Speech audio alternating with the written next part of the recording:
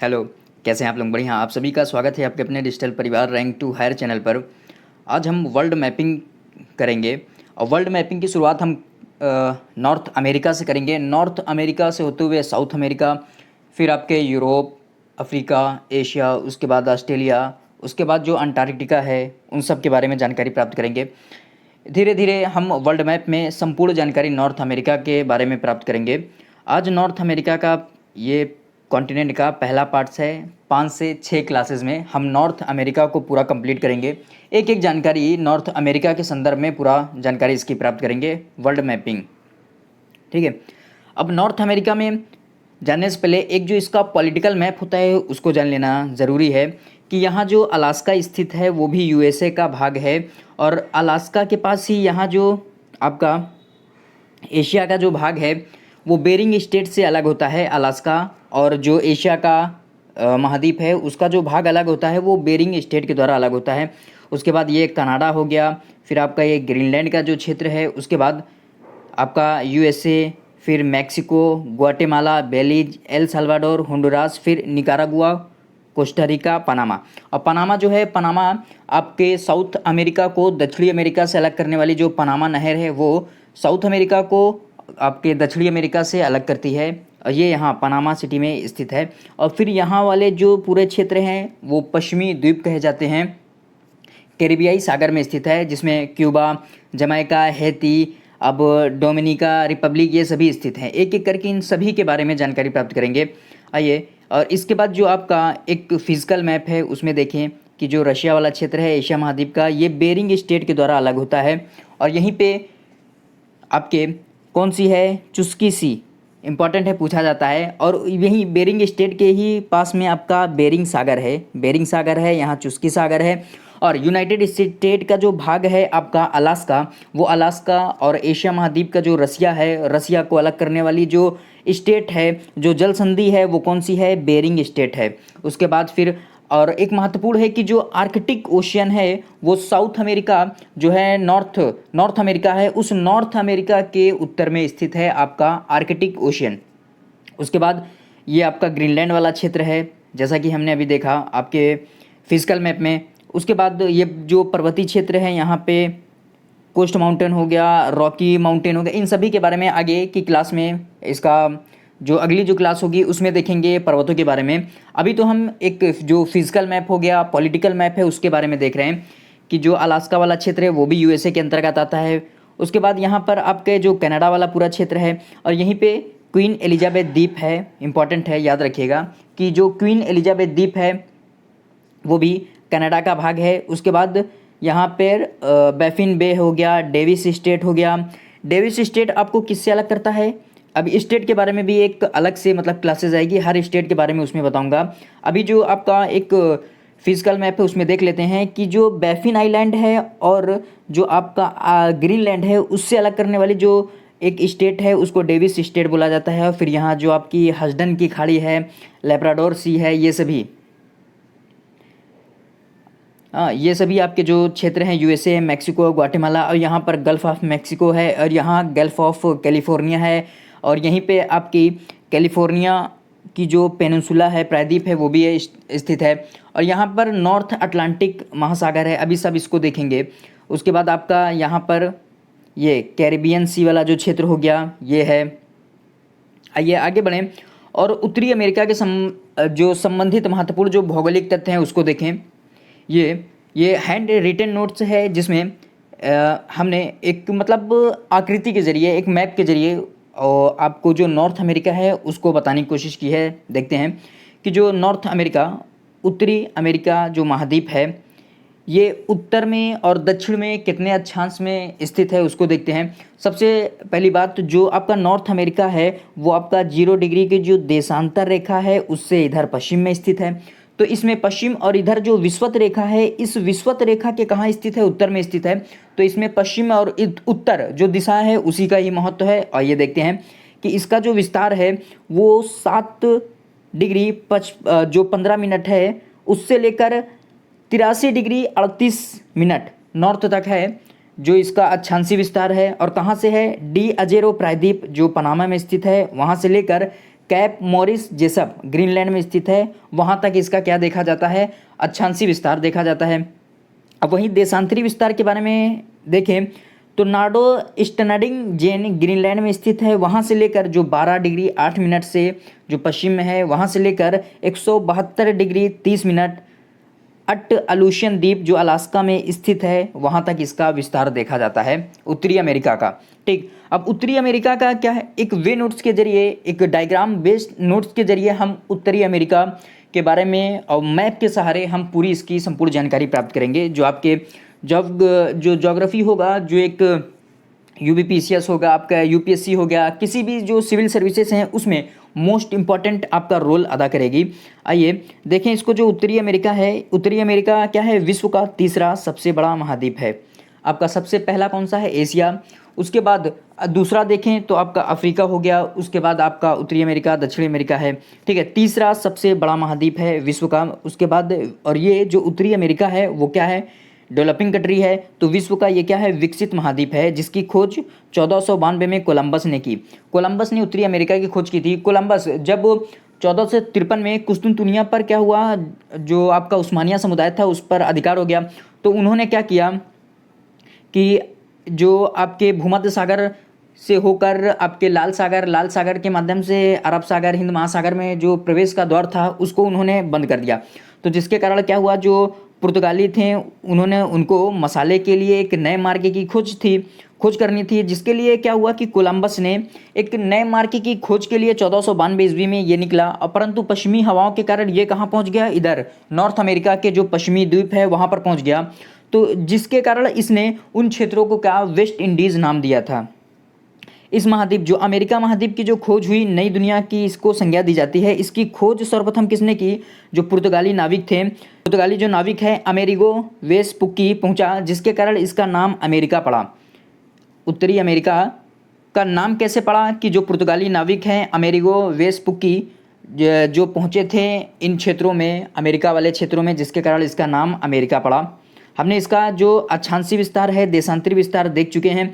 और उसके बाद ये उत्तरी अमेरिका का आपका जो मैप है कि अलास्का वाला क्षेत्र है, अभी हमने देखा कि अलास्का बेरिंग स्टेट से अलग करता है। फिर ऊपर आपका जो इधर नीचे है बेरिंग स्टेट के बेरिंग सी हो गया, ये सभी सी भी अवस्थित हैं वहाँ पर।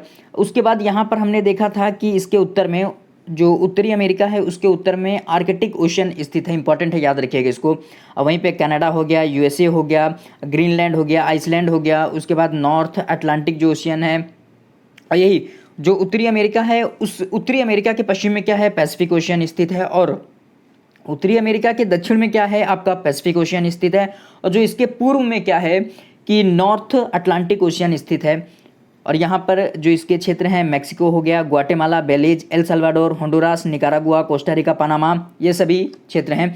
और एक जो कोस्टा रिका है उसकी राजधानी क्या है, सैन जोस इसकी राजधानी है। हमने इसको इंग्लिश में इसलिए लिखा है क्योंकि मैपिंग हो गया, ये सभी जो उसके जो क्षेत्र है उसको इंग्लिश में लिखिएगा, ज़्यादा बेस्ट रहता है इंग्लिश में, हिंदी में नहीं बल्कि इंग्लिश में लिखिएगा, क्योंकि इंग्लिश में एटलस में भी आपको सुविधा हो जाएगी आसानी से, इसलिए इंग्लिश में लेके चलिएगा, इसको बेहतरीन सुविधा होगी। हाँ, अपना जो उसकी आपको परिभाषा लिखनी होगी आप उसको हिंदी में लिखिएगा, परंतु जो उसका नाम होगा, कंट्री होगी, वो सभी को इंग्लिश में लिखिएगा, ज़्यादा बेस्ट रहेगा। अब ये हमने एक मैप के बेसिस पे बनाया है कि जो उत्तरी अमेरिका के अगर पूर्व में देखें तो उत्तरी अमेरिका के जो पूर्व साइड है उधर नॉर्थ अटलांटिक ओशियन स्थित है, उसके बाद पश्चिम में पैसिफिक ओशियन, और वहीं उत्तर में बात करें तो आपका आर्कटिक ओशियन, उसके बाद फिर दक्षिण में बात करें तो आपका पैसिफिक ओशियन स्थित है। ये उत्तरी अमेरिका के चारों तरफ क्या है, जो आपके महासागर हैं उनकी अवस्थिति होगी। और जो पनामा मोस्ट इंपॉर्टेंट है, जो पनामा नहर है वो उत्तरी अमेरिका को दक्षिणी अमेरिका से अलग करने वाली संरचना है। जो आपकी उत्तरी अमेरिका और दक्षिणी अमेरिका है उसको अलग कौन सी नहर करती है, पनामा नहर, इंपॉर्टेंट है, एग्जामों में पूछा जाता है, याद रखिएगा इसको। आगे, यह उत्तर में आर्कटिक महासागर, पूर्व में अटलांटिक और पश्चिम में प्रशांत महासागर से घिरा हुआ है। अभी हमने इसके बारे में जानकारी प्राप्त की कि जो उत्तरी अमेरिका जो महाद्वीप है वो पूर्व में किससे है, अटलांटिक महासागर, पश्चिम में प्रशांत महासागर, और इसके उत्तर में जो है आर्कटिक महासागर, और दक्षिण में भी प्रशांत महासागर के भाग हैं। इस महाद्वीप के दक्षिणी हिस्से में कई द्वीप समूह हैं जिन्हें क्या बोला जाता है? वेस्टर्न आइलैंड ग्रुप या वेस्ट इंडीज़ कहा जाता है। इन जो छोटे छोटे जो द्वीप हैं उन द्वीप के समूह को वेस्ट इंडीज़ बोला जाता है। यह पनामा के स्थल डमरू मध्य जो इस्तमस इसे दक्षिणी अमेरिका से जोड़ते हैं। पनामा क्या करती है कि जो पनामा जो नहर है वो जो साउथ अमेरिका हो गया और नॉर्थ अमेरिका इसको अलग करने वाली संरचना है, और यही क्या साउथ अमेरिका को नॉर्थ अमेरिका से जोड़ने वाली संरचना है। बेरिंग की जल संधि इस महाद्वीप को एशिया महाद्वीप से अलग करती है। अभी हमने ऊपर आपको दिखाया था ना कि ये, आइए देख लीजिए कि जो आपकी बेरिंग स्टेट है वो आपकी जो बेरिंग स्टेट है वो आपकी जो अलास्का वाला क्षेत्र है, यूनाइटेड स्टेट वाला, यूएसए वाला जो क्षेत्र है उसको एशिया महाद्वीप के जो रसिया है उससे अलग करती है। और यहीं पर चुस्की सी भी स्थित है, उसको याद रखिएगा। और संयुक्त राज्य अमेरिका और कनाडा के बीच 49 उत्तरी अक्षांश की रेखा बनाती है कि ठीक। अब आइए नॉर्थ अमेरिका जो कॉन्टिनेंट है उसके बारे में देखें कि दक्षिणी भाग में अनेक द्वीप हैं जिसे जो कैरिबियन सागर में अवस्थित हैं। जो कैरिबियन जो सागर है उसमें अवस्थित हैं उन द्वीप समूहों को क्या बोला जाता है? पश्चिमी द्वीप समूह बोला जाता है। जो आपके दक्षिणी भाग में इसके हैं जो अनेक द्वीप हैं उन द्वीप समूह कहाँ स्थित हैं? आपके जो कैरिबियन सी है उसमें स्थित हैं। उन द्वीप समूहों को क्या बोला जाता है? पश्चिमी द्वीप समूह बोला जाता है। एनएसी मतलब नॉर्थ जो अमेरिका कॉन्टिनेंट है उसके बारे में कि मेक्सिको और दक्षिणी अमेरिका के बीचों बीच जो स्थित देश है उसे मध्य अमेरिका बोला जाता है। अभी हम देखेंगे कि मध्य अमेरिका में बड़ा कन्फ्यूज़न रहता है कि मध्य अमेरिका हो गया, लैटिन अमेरिका हो गया, उसमें किन किन देशों को शामिल किया गया है, कहाँ से कहाँ तक के जो क्षेत्र हैं वो आपके मध्य अमेरिका के अंतर्गत आते हैं, तथा कहाँ से कहाँ तक के जो क्षेत्र हैं आपके लैटिन अमेरिका के अंतर्गत आते हैं। बड़ा मतलब एक कन्फ्यूज़न का विषय रहता है, इसीलिए एक वर्ल्ड मैपिंग के जरिए हम उन सभी क्षेत्रों के बारे में पूरी जानकारी प्राप्त करेंगे। जो नॉर्थ अमेरिका कॉन्टिनेंट है उसमें मेक्सिको और दक्षिणी अमेरिका के जो बीचों बीच का जो क्षेत्र है उसे मध्य अमेरिका बोला जाता है। अभी मध्य अमेरिका के अंतर्गत कितने जो क्षेत्र आते हैं उसको देखेंगे।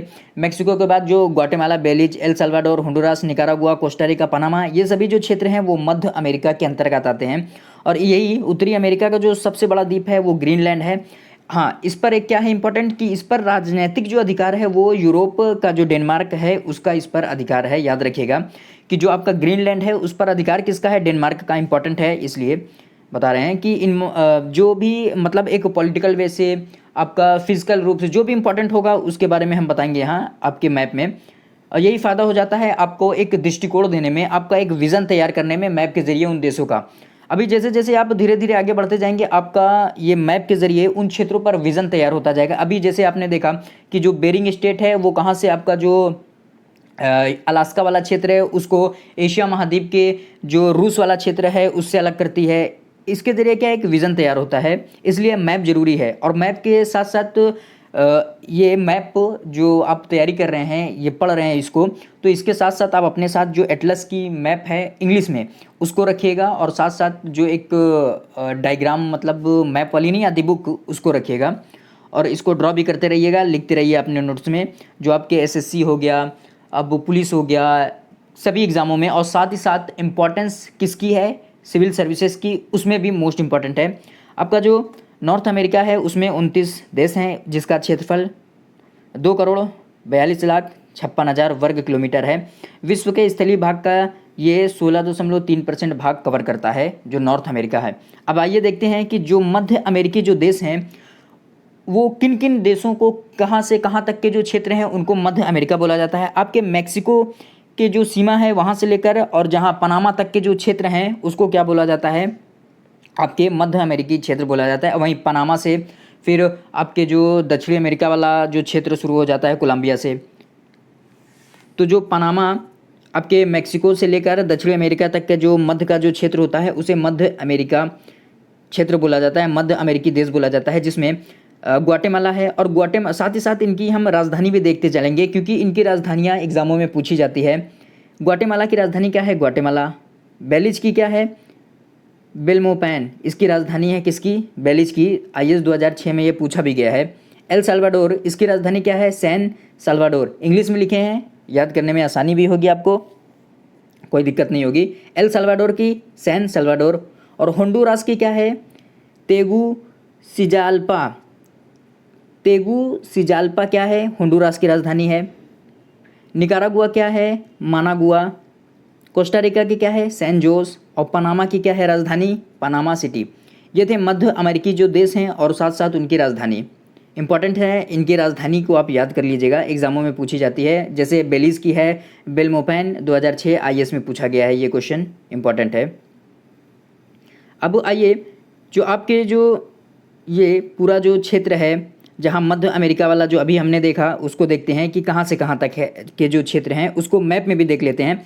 आपका ये यहाँ से मैक्सिको स्टार्ट होता है और साथ ही साथ यहाँ तक का जो क्षेत्र है वो मैक्सिको का है। मैक्सिको के बाद क्या, ग्वाटेमाला, उसके बाद Belize, El Salvador, Honduras, Nicaragua, Costa Rica, Panama. फिर यहाँ से आपकी जो पनामा नहर है वो स्टार्ट हो जाती है जो उत्तरी अमेरिका और दक्षिणी अमेरिका को अलग करती है। बार बार इसलिए मैप भी दिखा रहा हूँ कि आपको याद हो जाए। जो पनामा नहर है उत्तरी अमेरिका दक्षिणी अमेरिका को अलग करती है। और साथ ही साथ जो ये क्षेत्र है पूरा वो मध्य अमेरिकी का क्षेत्र है। अभी हमने इसको देखा, ग्वाटेमाला हो गया, Belize, El Salvador, Honduras, Nicaragua, Costa Rica, Panama, इन सभी की राजधानी भी देखी है। जिसमें बेलीज की राजधानी है वो तो एग्ज़ाम में पूछा भी गया है, बेलमोपैन। आइए आगे बढ़ें और जो पश्चिमी द्वीप समूह है उसके बारे में देखें। पश्चिमी द्वीप समूह के अंतर्गत कितने क्षेत्र हैं, कितने द्वीप समूह आते हैं, जहां कैरिबियन सागर में जो क्षेत्र स्थित हैं। क्यूबा, क्यूबा की राजधानी क्या है, हवाना, याद रखिएगा इसको। हैती, हैती की राजधानी क्या है, पोर्ट एयू प्रिंस। डोमिनिकन जो गणराज्य है, रिपब्लिक है, हिंदी और इंग्लिश दोनों में लिखे हैं, डोमिनिकन रिपब्लिक, इसकी राजधानी क्या है, Santo Domingo. Santo Domingo dominion Republic की क्या है राजधानी है, आईएएस में पूछा गया, ये आया है। जमैका की राजधानी क्या है, किंगस्टन जमैका की राजधानी है, या किंगस्टन जमैका की क्या है राजधानी है। ग्रेनाडा, इसकी राजधानी क्या है, सेंट गॉर्जिया, ठीक है, सेंट गॉर्जी इसकी राजधानी है। ट्रिनिडाड एंड टोबागो, इसकी राजधानी क्या है, पोर्ट ऑफ स्पेन इसकी राजधानी है। बारबाडोस की राजधानी क्या है, ब्रिज टाउन बारबाडोस की राजधानी है। बहामास के क्या है, नसाउ, आईएएस में पूछा गया है, बहामास की राजधानी क्या है, नसाउ, इंपॉर्टेंट है। पिटोरिको की क्या है, सैन जॉन, पिटोरिको की राजधानी है। अब उसके बाद क्या है, एंटीगुआ एंड जो बरमूडा वाला क्षेत्र है उसकी क्या राजधानी है, हैमिल्टन। एंटीगुआ एंड बरमूडा का जो राजधानी है वो हैमिल्टन है। ये मैप है जिसमें क्यूबा, आपका हैती, जमैका और डोमिनिकन जो रिपब्लिक है वो प्यूर्टोरिको, उसके बाद यहाँ एंटीगुआ बरमूडा, उसके बाद बारबाडोस, फिर ट्रिनिडैड एंड टोबैगो वाला क्षेत्र है ये। अब जिसके अंतर्गत एक जो क्षेत्र है जिसे ग्रेटर एंटिलीज बोला जाता है और फिर लेज़र एंटिलीज। अब जो इधर जो पश्चिमी द्वीप वाला जो समूह है वहाँ पर जो ग्रेटर एंटिलीज है जिसमें आपके जो 4 द्वीप हैं जिसमें क्यूबा, जमैका और हिस्पेनियोला और प्यूर्टोरिको, ये 4 जो क्षेत्र हैं ग्रेटर एंटिलीज के अंतर्गत आते हैं। और ये पश्चिमी जो आपका क्षेत्र है वेस्ट इंडीज़ वाला क्षेत्र है उसका 90% भाग क्या कवर करते हैं, ये 4 द्वीप, जहाँ क्यूबा है, जमैका है, हिस्पेनियोला है और प्यूर्टोरिको है, ये सभी क्षेत्र क्या कवर करते हैं, 90% भाग। उसके बाद लेज़र एंटिलीज है, जो भी अदर जो बचे हुए क्षेत्र होते हैं वो लेज़र एंटिलीज के अंतर्गत आते हैं। आइए इसको मैप में देखें कि जो ये आपका जो ग्रेटर एंटिलीज वाला ये जो क्षेत्र है जहाँ क्यूबा हो गया, उसके बाद हैती, जमैका, उसके बाद आपका एक और ये जो क्षेत्र है आपका कौन सा है, हिस्पेनियोला, ये सभी क्षेत्र क्या आते हैं, ग्रेटर एंटिलीज के अंतर्गत आते हैं। उसके बाद ग्रेटर एंटिलीज, उसके बाद ये सभी जो क्षेत्र आते हैं, छोटे छोटे जो द्वीप समूह हैं, छोटे छोटे हैं, ये सभी क्या छोटे छोटे द्वीप समूह हैं जिन्हें लेज़र एंटिलीज के अंतर्गत रखा है। ये 10% ही भाग क्या वेस्ट इंडीज़ का कवर करते हैं और जो 90% भाग है वो ग्रेटर एंटिलीज के अंतर्गत आता है, जिसमें क्यूबा, आपका जमैकी, हैती, हिस्पेनियोला, ये सभी क्षेत्र आते हैं। ठीक, आइए आगे। और उत्तरी अमेरिका, अब लैटिन अमेरिका के बारे में देखते हैं कि लैटिन अमेरिका किन किन जो क्षेत्रों को बोला जाता है, कहाँ से कहाँ तक का जो क्षेत्र है वो लैटिन अमेरिका के अंतर्गत आता है। आपका उत्तरी अमेरिका हो गया। अब हमने मध्य अमेरिका के बारे में भी देख लिया है कि जो मैक्सिको के सीमा से लेकर इधर दक्षिणी अमेरिका के जो बीच में जो क्षेत्र पाया जाता है वो मध्य अमेरिका।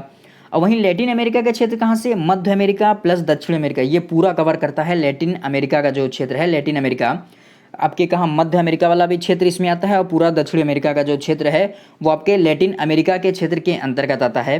आइए नॉर्थ अमेरिका, जो उत्तरी अमेरिका का जो सबसे बड़े देश हैं उसके बारे में एक बार देख लेते हैं क्षेत्रफल कितना है उसको देख लेते हैं। कनाडा, कनाडा का जो क्षेत्रफल है 99,84,670 किलोमीटर स्क्वायर इसका क्षेत्रफल है। यूएसए का कितना है 98,26,675 किलोमीटर स्क्वायर।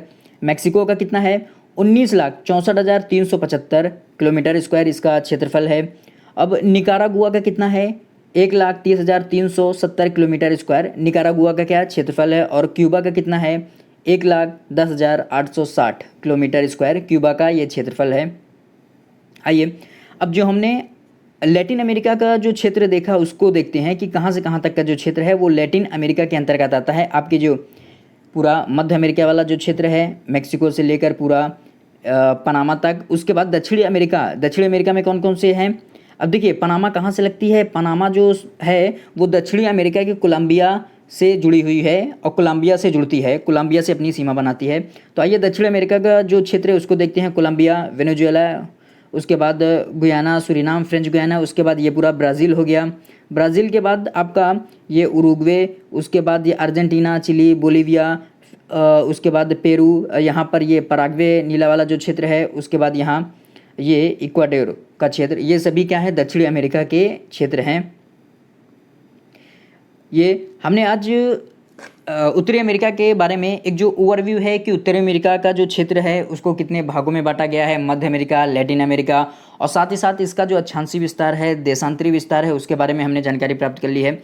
ये उत्तरी अमेरिका के बारे में एक ओवरव्यू है। अभी 4 से 5 या 6 क्लासेस में अभी हम उत्तरी अमेरिका के बारे में पूरी संपूर्ण जानकारी प्राप्त करेंगे, जहाँ फिजिकल मैप के द्वारा और आपके जो फिजिकल मैप हो गया, आपके पॉलिटिकल मैप हो गया, उन सभी के बारे में, उनकी राजधानी क्षेत्र क्या है, जो महत्वपूर्ण जो आपके लेक्स हो गया, आपके स्टेट हो गया, उन सभी के बारे में जानकारी प्राप्त करेंगे। आज तो हमने इसका जो क्षेत्र हो गया और साथ ही साथ इसमें इसके अंतर्गत कौन कौन से मतलब जैसे अब कैस्पियन जो आपका कैरिबियन सी हो गया उसमें कौन से देश आते हैं, और साथ ही साथ मध्य अमेरिका वाला जो क्षेत्र है और लैटिन अमेरिका वाला क्षेत्र है, इन सभी के बारे में एक जानकारी प्राप्त कर ली है।